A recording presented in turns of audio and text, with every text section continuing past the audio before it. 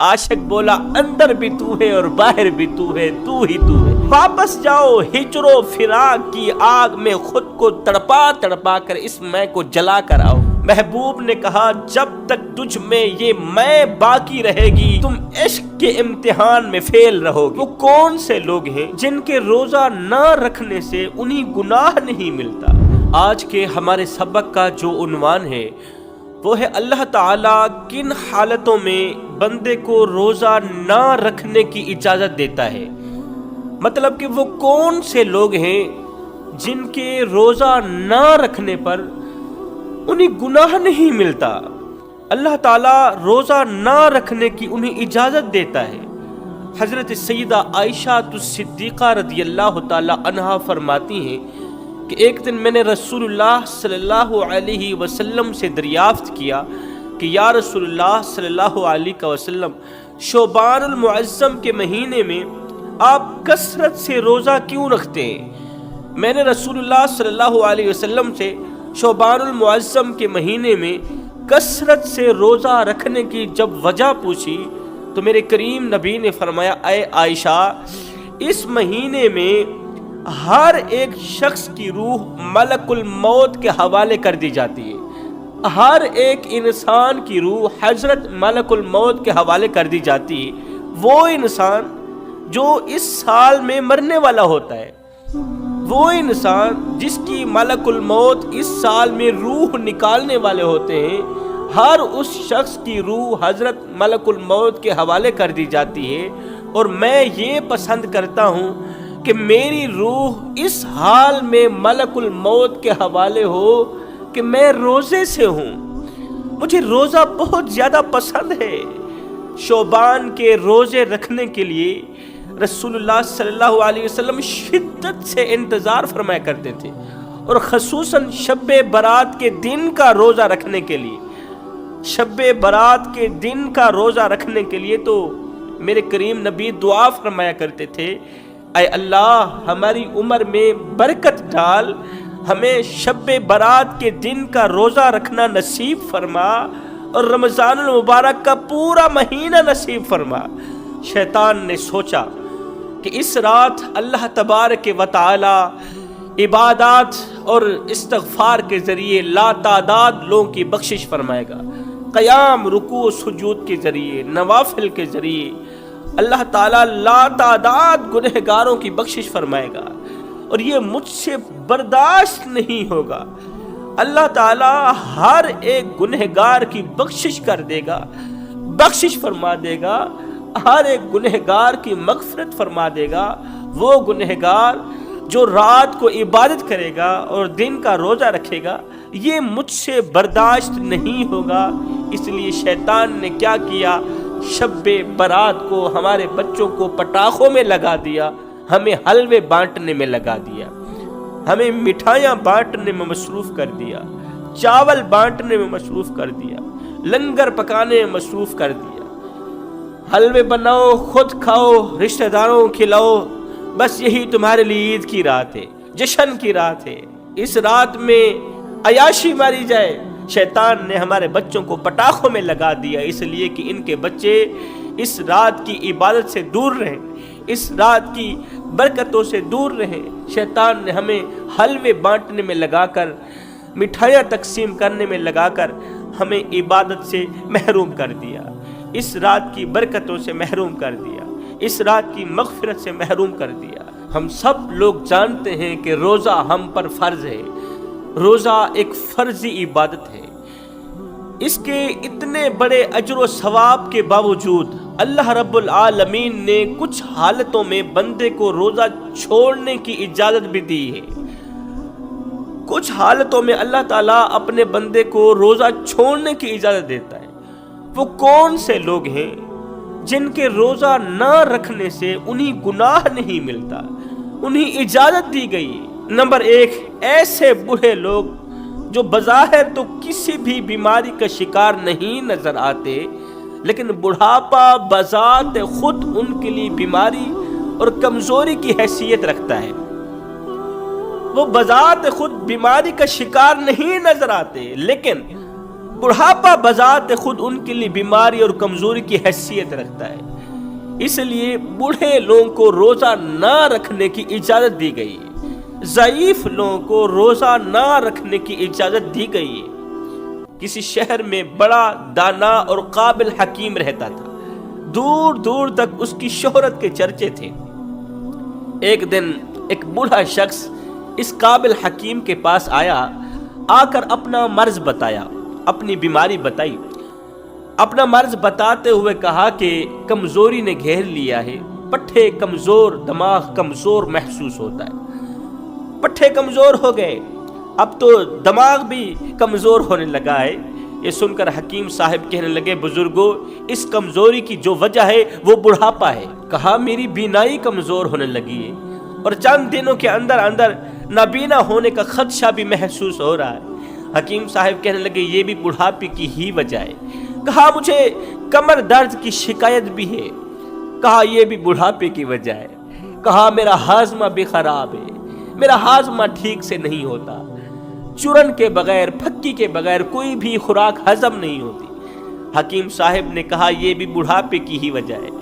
بوڑھے نے کہا ٹانگوں میں اتنی سکت نہیں، طاقت نہیں کہ چل سکوں، ٹانگوں میں اتنی قوت نہیں کہ چند قدم آگے چل سکوں، ہاتھ ہیں کانپتے ہیں، کان ہیں سننے کی صلاحیت نہیں رکھتے، آنکھیں ہیں دیکھنے کی صلاحیت نہیں۔ حکیم صاحب بولے یہ بھی بڑھاپے کی ہی وجہ ہے۔ اب تو بوڑھے کو بہت ہی غصہ آنے لگا۔ جب بار بار حکیم نے کہا نا یہ بھی بڑھاپے کی وجہ ہے، یہ بھی بڑھاپے کی وجہ ہے، اب تو بوڑھے شخص کو غصہ آنے لگا، بوڑھے کو بہت ہی غصہ آنے لگا۔ غصے میں آپے سے باہر ہوتے ہوئے بولا یہ تم نے کیا ایک ہی رٹ لگا رکھی ہے، ہر بات کا ایک ہی جواب دیتے جا رہے ہو، اور کیا تم جاہل ہو؟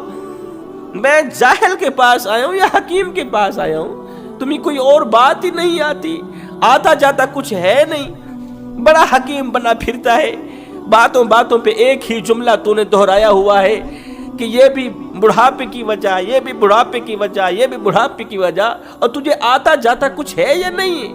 حکیم نے بوڑھے کو اس قدر غصے میں دیکھ کر، اس قدر چلاتا ہوا دیکھ کر مسکراتے ہوئے کہا بابا جی پریشانی کی بات نہیں ہے، تمہارے اس قدر چلانے کی وجہ بھی بڑھاپا ہی ہے، تمہارے اس قدر مجھ سے لڑنے کی وجہ، غصے میں آگ بگولا ہونے کی وجہ بھی بڑھاپا ہی ہے۔ تو فرمایا جب انسان کے اوضاع بہت زیادہ کمزور ہو جاتے ہیں تو صبر اور برداشت کا مادہ بھی کمزور ہی ہو جاتا ہے، پھر ان میں اتنی طاقت نہیں کہ پورا دن اپنے پیٹ کو بغیر کھانے پینے کے رکھ سکے۔ بوڑھے شخص کے اندر اتنی طاقت نہیں ہوتی کہ وہ پورا دن اپنے پیٹ کو بغیر کھانے پینے کے رکھ سکے۔ اس لیے میرے اللہ نے بوڑھے شخص کو روزہ نہ رکھنے کی اجازت دی، ان کے لیے روزہ نہ رکھنے کی اجازت ہے۔ قرآن مجید فرقان حمید میں اللہ تبارک و تعالی نے فرمایا لا یکلف اللہ نفسا الا وسعها، اللہ تعالیٰ کسی بھی نفس پر اس کی وسعت سے بڑھ کر بوجھ نہیں ڈالتا، اس کی وسعت سے بڑھ کر اللہ تعالیٰ اسے تکلیف نہیں دیتا۔ فرمایا ایک تو بوڑھا شخص ہو گیا جس کو روزہ نہ رکھنے کی اجازت دی گئی، نمبر دو بیمار کو بھی روزہ نہ رکھنے کی اجازت دی گئی ہے، لیکن ہر بیمار کو نہیں۔ زکام، نزلہ، ہلکا پھلکا بخار یہ بھی تو ایک بیماری ہے، یہ آفر ایسے بیمار کے لیے ہرگز نہیں ہے جس کو زکام لگا ہوا ہو، جس کو ہلکا پھلکا بخار آیا ہوا ہو، یہ آفر ایسے انسان کے لیے ہرگز نہیں، ایسے بیمار کے لیے ہرگز نہیں، بلکہ وہ بیماری جس میں روزہ رکھنے پر بڑھنے کا خدشہ ہو، بیماری پر اضافہ ہونے کا اندیشہ ہو، جس سے اسے کبھی بھی صحت کی توقع نہ ہو، تو ایسے بیمار کو بھی چاہیے کہ رمضان میں ہی اپنے روزے کا فدیہ ضرور ادا کرے۔ اور ایک روزے کا فدیہ پتہ ہے کتنا ہے؟ ایک روزے کا فدیہ ایک مسکین کو کھانا کھلانا ہے، مسکینوں کو کھانا کھلایا کرو، یہ پتھر دلوں کو نرم کرنے کا ذریعہ بنتا ہے، مسکینوں کو کھانا کھلانا۔ ایک تو روزہ نہ رکھنے کا فدیہ بھی ہے، دوسرا پتھر دلوں کو نرم کرنے کا ذریعہ بھی بنتا ہے۔ رسول اللہ صلی اللہ علیہ وسلم سے کسی صحابی نے پوچھا یا رسول اللہ صلی اللہ علیہ وسلم اگر دل پتھر پتھر بن جائیں تو پتھر دلوں کو نرم کرنے کا کوئی نسخہ بتا دیں۔ یہ سن کر میرے نبی نے فرمایا مسکینوں کو کھانا کھلایا کرو، مسکینوں کو کھانا کھلانے والا عمل پتھر دلوں کو نرم کر دیتا ہے، پتھر دلوں کو موم کر دیتا ہے۔ اب اسی طرح کچھ حالتیں ایسی ہیں جو براہ راست بیماری کے زمرے میں تو نہیں آتی، اس طرح کی حالتیں بھی ہیں، انسان بیمار بھی نہیں ہوتا، بوڑھا بھی نہیں، پھر بھی انہیں روزہ نہ رکھنے کی اجازت دی گئی ہے۔ مثلاً حاملہ عورت یا دودھ پلانے والی عورت، ان کو بھی روزہ چھوڑنے کی اور ہر ایک روزے کا فدیہ ادا کرنے کی اجازت دی گئی ہے۔ اور ہر ایک روزے کا فدیہ کون سا ہے؟ ایک مسکین کو پیٹ بھر کے کھانا کھلانا۔ اور وہ شخص جو گھر سے روزہ رکھ کر سفر کی طرف نکلتا ہے اور سفر میں اس کو نبھانے میں مشقت پاتا ہے، روزے کو پورا کرنے میں، روزے کو نبھانے میں یہ مسافر مشقت پاتا ہے، تو اسے اجازت ہے کہ وہ کسی بھی وقت کسی بھی ٹائم یہ روزہ افطار کر سکتا ہے۔ شعبان کی 15ویں رات کی فضیلت بیان کرتے ہوئے حضرت سیدنا غوث اعظم رحمت اللہ تعالی علیہ فرماتے ہیں جس انسان کے اندر رائی کے دانے کے برابر بھی تکبر ہوگا تو وہ بھی اس بابرکت رات کی برکتوں سے محروم رہے گا۔ جس انسان کے اندر رائی کے دانے کے برابر بھی تکبر ہوگا وہ بھی اس بابرکت رات کی برکتوں سے، رحمتوں سے، مغفرت سے محروم رہے گا۔ فرماتے ہیں ایک عاشق اپنے محبوب کے دروازے پر آیا، دستک دیتے ہوئے کہنے لگا دروازہ کھولو۔ محبوب نے اندر سے آواز دیتے ہوئے کہا کون ہو، کس کے لیے دروازہ کھولا جائے؟ عاشق بولا میں ہوں تمہارا سچا عاشق، میں ہوں تمہارا سچا عاشق۔ اندر سے محبوب نے آواز لگائی تم ابھی سچے عاشق نہیں ہو، اور نادان تم ابھی سچے عاشق نہیں ہو اس لیے کہ تم میں ابھی میں موجود ہے، میں تمہارا سچا عاشق، میں تمہارا سچا عاشق، تم میں ابھی میں موجود ہے۔ یہ جو میں ہے نا، یہ غرور اور تکبر کی چھوٹی بہن ہے۔ اس میں کا غرور اور تکبر کے ساتھ گہرا تعلق ہے۔ محبوب نے کہا جب تک تجھ میں یہ میں باقی رہے گی تم عشق کے امتحان میں فیل رہو گے، اور اس عشق کے میدان میں تمہارے ناکام ہونے کی یہی دلیل ہے کہ ابھی تمہارے سر پر تکبر اور غرور موجود ہے، تمہارے اندر میں موجود ہے۔ اگر تمہارے اندر تکبر اور غرور نہ ہوتا تو یہ میں ہرگز نہ ہوتی، میں ہرگز نہ ہوتی۔ ہائے جس کو میں کی ہوا لگی، جس کو میں کی ہوا لگی پھر اسے نہ دوا لگی نہ دعا لگی۔ محبوب نے کہا تم واپس جاؤ، ہجر و فراق کی آگ میں تڑپ تڑپ کر اپنی اس میں کو جلا کر آؤ، واپس جاؤ ہجر و فراق کی آگ میں خود کو تڑپا تڑپا کر اس میں کو جلا کر آؤ۔ عاشق واپس چلا گیا، 10 سال تک مسلسل ہجر و فراق کی آگ میں جلتا رہا۔ 10 سال کی مدت کے بعد پھر اپنے محبوب کے دروازے پر آیا۔ 10 سال مسلسل ہجر و فراق کی آگ میں جل کر 10 سال کے بعد پھر سے اپنے محبوب کے دروازے پر آیا اور دستک دی۔ اندر سے محبوب نے پوچھا کون ہو؟ عاشق بولا اندر بھی تو ہے اور باہر بھی تو ہے، تو ہی تو ہے، اندر بھی تو ہے، باہر بھی تو ہے اور تو ہی تو ہے۔ یہ سن کر محبوب نے دروازہ کھولتے ہوئے کہا اب اندر آ جاؤ کیونکہ مجھ میں اور تم میں کوئی فرق نہیں رہا، کیونکہ اب تیرے اور میرے میں کوئی فرق نہیں رہا۔ تو فرمایا جس دل میں میں کا بسیرا ہوگا اس دل میں خدا کی محبت ڈیرا نہیں ڈال سکتی۔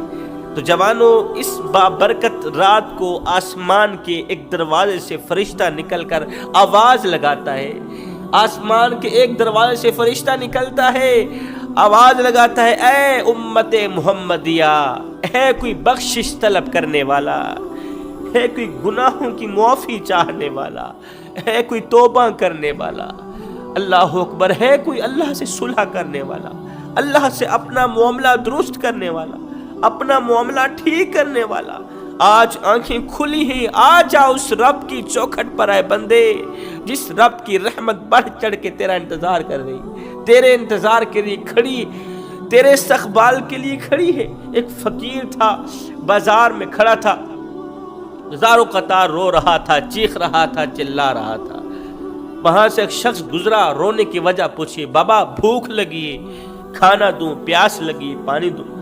بھوک لگی ہے، کسی نے کھانا نہیں دیا، پیاس لگی ہے، کسی نے پانی نہیں دیا۔ کہا بیٹے یہ میرے مسئلے نہیں ہیں۔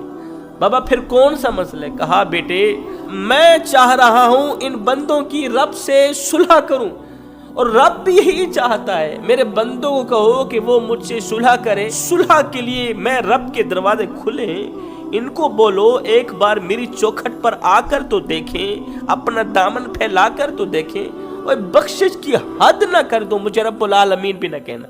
میرا رب کہتا ہے مجھ سے صلح کرو، اور یہ رب کی بات سننے کے لیے بھی تیار نہیں، سننا بھی گوارا نہیں کرتے۔ دوسرے دن یہی بابا قبرستان میں بیٹھا زاروں قطار رو رہا تھا۔ اسی شخص نے دیکھا، پوچھا بابا تیری بھی عجیب کہانی ہے، تیرا بھی عجیب منظر ہے، کل تو بازار میں کھڑا رو رہا تھا، آج قبرستان میں کھڑا رو رہا ہے، آج کے رونے کی کیا وجہ ہے؟ کہا بیٹا آج بھی میرا وہی کل والا ہی مسئلہ ہے۔ کہا وہ کیسے؟ کہا آج میرے دل نے چاہا کہ قبرستان والوں کی رب سے صلح کرا دوں، پھر کیا بنا؟